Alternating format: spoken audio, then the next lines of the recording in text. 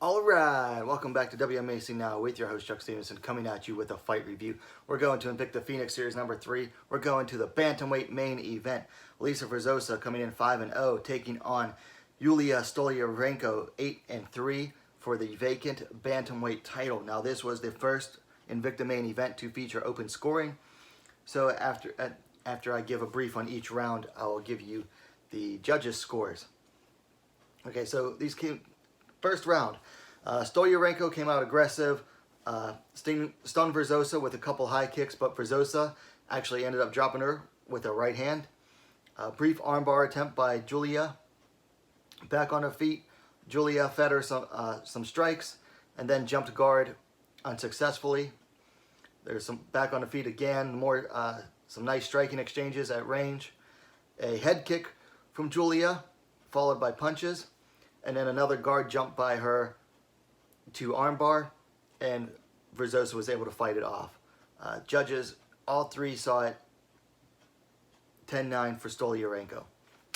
Second round, some exchanges at range to start.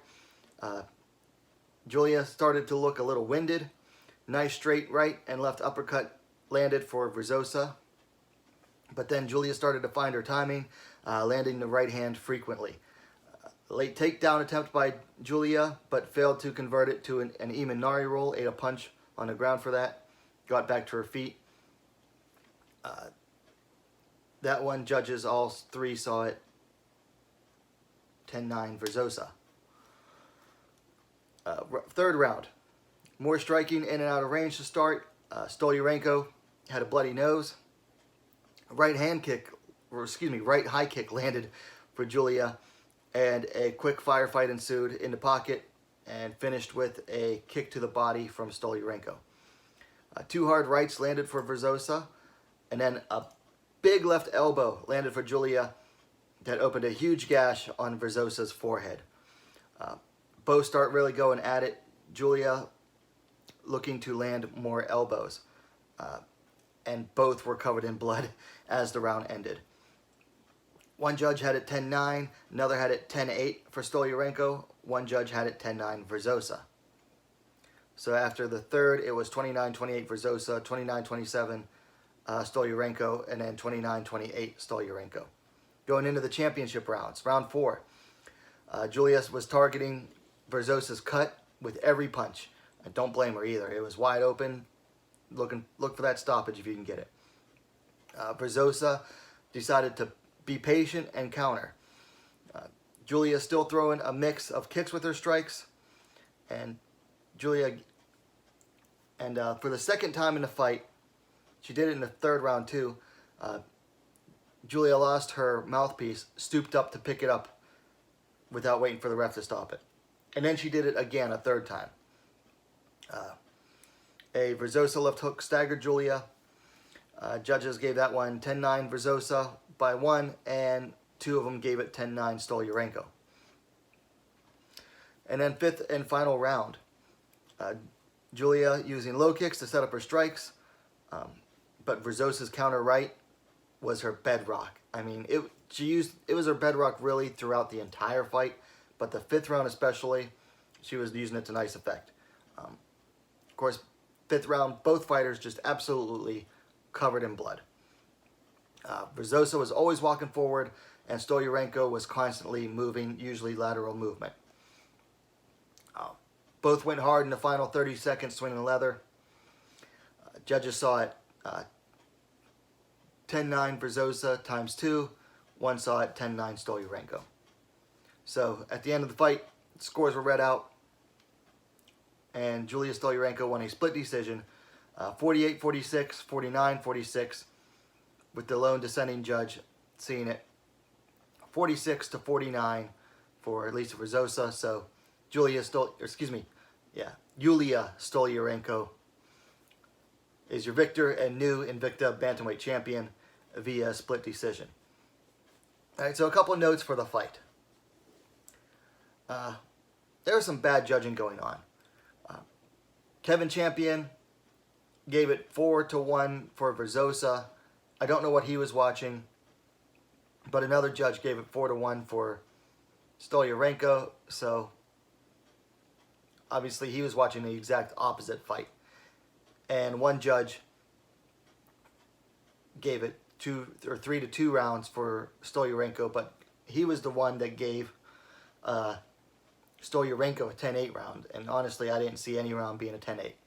So obviously, open scoring does not fix bad judging. It does not. It just makes it that much more open, honestly. One note I had in here, just bleed. Holy crap, there was so much blood. I mean, there was, I don't think, a single cut throughout any of the fights preceding this. Then you get to the main event. Both fighters are literally covered in blood. Some of it was just wiped on them so much they practically looked like they were in tanning, because it was dry and brown.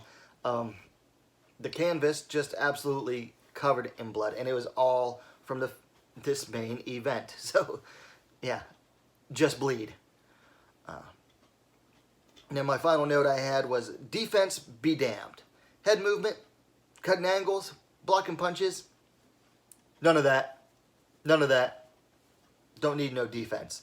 It's just not a high-level fight as far as striking defense went. A very fun, entertaining fight, nonetheless. All right, so things to work on for Verzosa. First off, I have stop blocking strikes with your face. Work on striking defense. I also have where was her wrestling? Where was her wrestling? You're down on 2 scorecards in every round just about, other than the second. So why not go back to what you do best? And being a wrestler and a grinding wrestler is what Verzosa does best. I understand there's a threat of the armbar. But still, if you're down on scorecards, why are you going to sit there and just rely on your right-hand counter the whole time? Go for what works best. I think that was a bit of a failure on her corner as well. And also, mix up the strikes. Yeah, the right hand was her bedrock, and it was her best punch, but Stoliarenko was finding her timing by the second round, so you got to mix up your strikes more. For Stoliarenko, again, same for her. Stop blocking strikes with your face. Work on striking defense. same. I would also say she was throwing a lot of naked kicks. I would use the punches to set up the kicks, and then the kicks to set up the punches. So, one and the same. All right. As far as matches to make, for Verzosa, it's hard to say. Invicta's bantamweight division is kind of thin, even after a night of bantamweight tournaments. I mean, she's 5-1, but compared to the other fighters who were like, what, 1-0, 2-0 coming in that fight, she's has way more in-ring experience, so it's going to be hard to match her up. For Stoliarenko, I see 2 possibilities. One is Tisha Tennant, who won the Phoenix Series 3 bantamweight tournament early in the night, and did it very nicely. Very nice technique from Tanisha Tennant. Or she could possibly face Tanya Evinger. Evinger pretty much recently released by the UFC. But Evinger is the former Invicta bantamweight champ who technically never lost her title. Vacated it to move up to the UFC. And we all know Invicta loves them some Tanya Evinger. So that could be an easy fight. I could definitely see Invicta picking Tanya Evinger up and putting her back into their bantamweight division. And it would not surprise me at all if she got a straight title shot off of that. Alright, so that's my thoughts on this fight. It was a darn good main event. Very entertaining. Honestly, this card was kind of...